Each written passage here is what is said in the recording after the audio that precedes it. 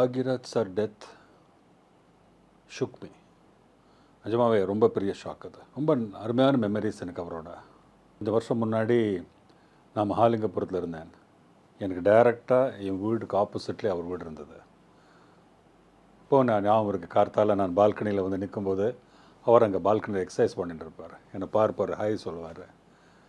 ரொம்ப it was like everyday morning you watch him smiling. அப்புறம் walking போவார், அவரை பார்ப்பேன். அது ஒரு பீரியட். தென் அப்புறமா நான் அடையார் ஷிஃப்ட் ஆனோன்னு அவர் வேறு நுங்கம்பாக்கம் ஷிஃப்ட் ஆகிட்டார். ஆனால் அப்போலேருந்து எனக்கு அவர் சன்னு, டாட்டர், பூர்ணிமா எனக்கு ரொம்ப வருஷமாக தெரியும், பாம்பேலேருந்தே தெரியும். So for me it was like a family. எனக்கு பாரதி ராஜா சாரோட டெத்தே ரொம்ப இம்பேக்ட்ஃபுல்லாக இருந்தது. ரொம்ப நான் பல நாள் அவரோட மெமரிஸ், அவரை நான் பார்த்த அவரோட படங்கள், அவர் என் படம் பார்த்ததை பற்றி நான் யோசிச்சுட்டு பேசிகிட்டே இருப்பேன் நிறைய பேர்கிட்ட. என்ன பட கிரேட் மேக்கர். அன்எக்ஸ்பெக்டடாக பாக்யராஜ் சார் நியூஸ் வந்தோன்னா என்னால் டவுட் இது ஃபேக் நியூஸாக சொல்லி கூட நான் பல பேருக்கு ஃபோன் பண்ணி செக் பண்ணேன்.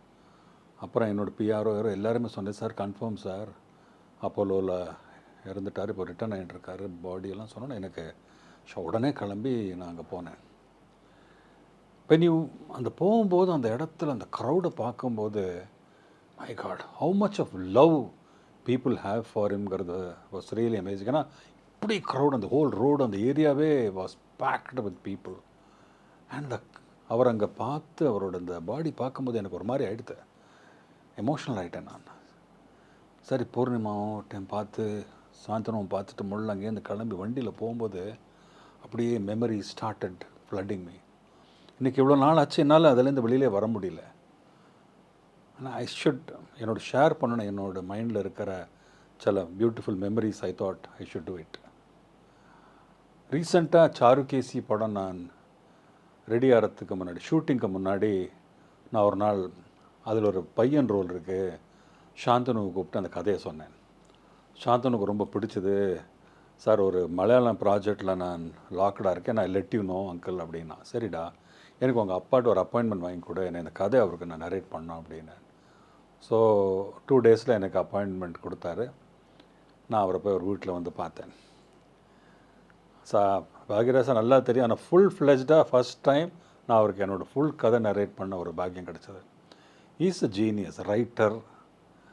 அவரை மாதிரி ஸ்க்ரீன் ப்ளே ரைட்டர் கிடையாது. அவரோட அந்த way he டெல்ஸ் a story nobody has ever told. It's a script which he has done nobody has ever done. Very very unusual scripts he made. So அவர்கிட்ட narrate பண்ண பாக்கியம் கிடச்சது சொல்லி நான் ஃபுல் ஃப்ளோவில் ஒரு ஆல்மோஸ்ட் 1 hour நான் டீட்டெயில்டாக நரேட் பண்ணேன். என்ன சொல்லுவார்னு ஒரு 5 நிமிஷம் அப்படியே இருந்தார், குவைட்டாக இருந்தார், ஏதோ திங்கிங்லேயே இருந்தார். பிடிச்சதா பிடிக்கலையா அப்படியே யோசிச்சுட்டு, படம் கதை எப்படி இருக்குது பற்றி நான் விமர்சிக்கலை. கதை நல்லா இருக்குது, ஸ்க்ரீன் ப்ளே நல்லா இருக்குது, ஆனால் ஏதோ மிஸ்ஸிங்காக இருக்குது சுரேஷ் அப்படின்னார். ஆஹா, இது என்ன அதுதான் எனக்கு அவர்கிட்ட வேண்டியது. என்ன மிஸ்ஸிங்காக இருக்குதுன்னு யோசித்தேன். கதை இப்போ படம் பார்த்துறவங்களுக்கு தெரியும், பார்க்காதவங்களுக்கு அந்த கதையோட ஹூக் என்னென்னா, ஒரு கர்நாடிக் சிங்கர், அவருக்கு லேட் ஏஜில் அவருக்கு அல்சைமர்ஸ் வருது, எல்லாம் மறந்துடுறாரு. டெத்துக்கு முன்னாடி லாஸ்ட் டைம் அவருக்கு ஒரு மெமரி வரும், அண்ட் ஹி டைஸ். இவ்வளோ தான் இருந்தது. இதில் எக்ஸ்ட்ராவாக என்ன வரும், என்னென்னா கதை ஒரிஜினல் பிளே இது தான், ஸ்டோரி ரொம்ப இன்ட்ரெஸ்டிங்காக இருக்குது, எங்கேஜிங்காக இருக்கும். ஒரு மேட்ரு வரணும் சுரேஷ், கதை வந்து it has to have a எண்டில் ஒரு ஹூக்கு, ஒரு அன்ஃபினிஷ்ட் ஒரு மேட்டர் இருந்து அந்த அன்ஃபினிஷ்ட் மேட்டர் அங்கே வந்து அது ரிவீல் ஆனால் ரொம்ப பியூட்டிஃபுல்லாக இருக்குமே அப்படின்னாரு. மியூசிக்கலாகவும் வரணும் அப்படின்னாரு. சத்யராஜ் சார் கேரக்டர் ரொம்ப பியூட்டிஃபுல்லாக க்ரியேட் ஆகிருக்கு, அவரை வச்சுட்டு நீங்கள் பண்ணாலும் நல்லாயிருக்கும். இப்போ நான் டீட்டெயில்டாக உங்களுக்கு டிஸ்கஸ் பண்ண முடியல, பட் என்னால் இப்போது கதையில் அது ஒன்று தான், ஒரு அன்ஃபினிஷ் அவரோட சன்னோடு அவருக்கு ஒரு சின்ன இஷ்யூ இருக்குது, அதுவும் கிளியர் ஆகணும். அவரோட அன்ஃபினிஷ்டு மியூசிக்கோட அவரோட ஜேர்னியை ஒன்று கிளியர் ஆகணும். இதெல்லாம் வந்து எண்டில் வந்தால் வர முடிஞ்சால் இந்த கதையில் ஆஸ் இட் இஸ் ஸ்க்ரீன் பிளேல கொண்டு வந்து நல்லாயிருக்கும். எக்ஸலண்ட் பாயிண்ட் அது. அதை நான் அப்புறமா உட்காந்து அதை ரெடி பண்ணி அந்த சத்யராஜ் சார் கேரக்டர் டயலாக் பிகினிங்கில் போட்டு மகேந்திரன் சார்கிட்ட சொல்லுவார், நீங்கள் என்ன வேணால் மறந்துடுங்க, ஆனால் சங்கீதத்தை மட்டும் மறந்துடாதீங்கன்னு சொல்லுவார். அப்புறம் கிளைமேக்ஸில் சொல்லுவார் சுஹாசினி அண்ட் ஆல் கேரக்டர்ஸ்ட்டை, கடைசியில் அவருக்கு ஞாபகம் வரும். அப்போ அவரோட அன்ஃபினிஷ்ட் ஒரு மியூசிக் he will create. அங்கே என்ன கிரியேஷன், அவரோட அல்டிமேட் மியூசிக் ஆல்பம், அது அல்டிமேட் சாங். அதில் பையனோடையும் அவர் இணையணும், அதுக்காக ஒரு ஃப்யூஷன் சாங் பண்ணுவார். அந்த ஹோல் சீக்வன்ஸு, அந்த சாங்கு எல்லாத்துக்குமே எனக்கு டோட்டலி பாக்யராஜ் சார் கொடுத்த அந்த ஐடியா தான். ஸோ படம் ரொம்ப நல்லா இருந்தது, சாங்கும் பியூட்டிஃபுல்லாக வந்தது. I was waiting Bhagyaraj sir படம் பார்க்கணுன்னு. அன்றைக்கி இன்வைட் பண்ணோம், ஷோ வச்சோம். அன்றைக்கி பார்த்து அவர் வர முடியல, பூர்ணிமா வந்தாங்க.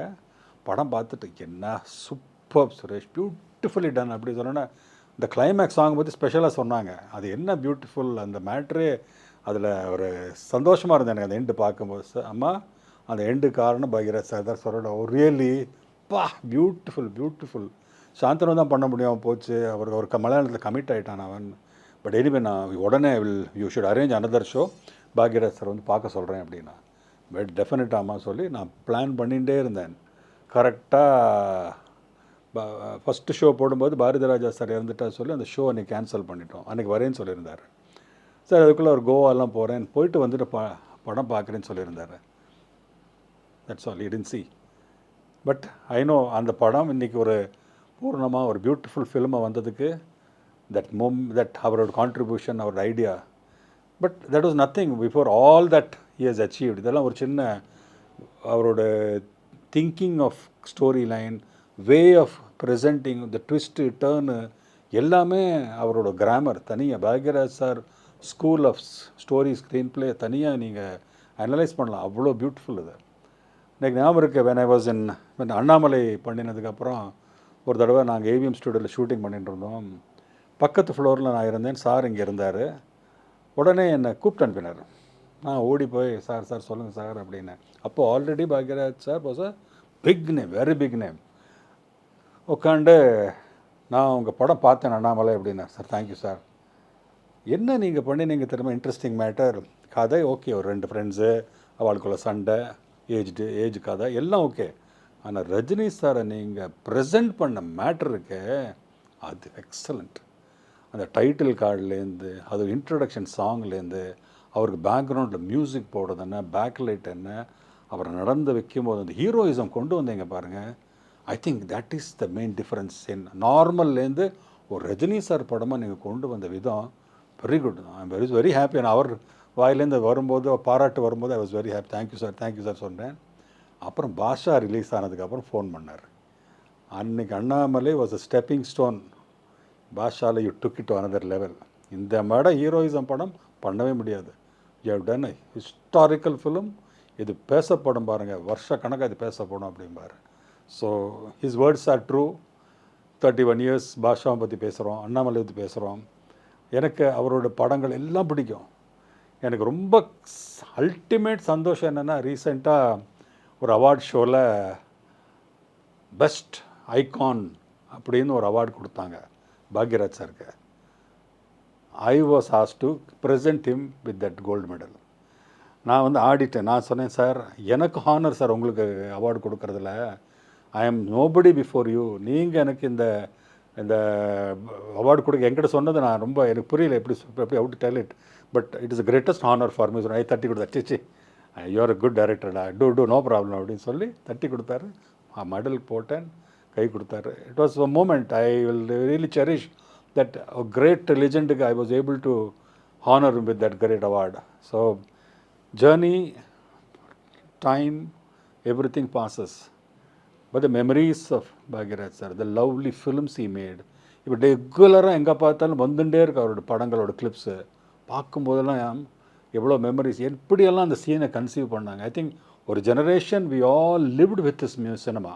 ஒரு Bharathiraja sir cinema, Balachander sir cinema, Bhagyaraj sir cinema, we all came up with those great மேக்கர்ஸோட great films. So my honest request all this new generation, you all should see his films.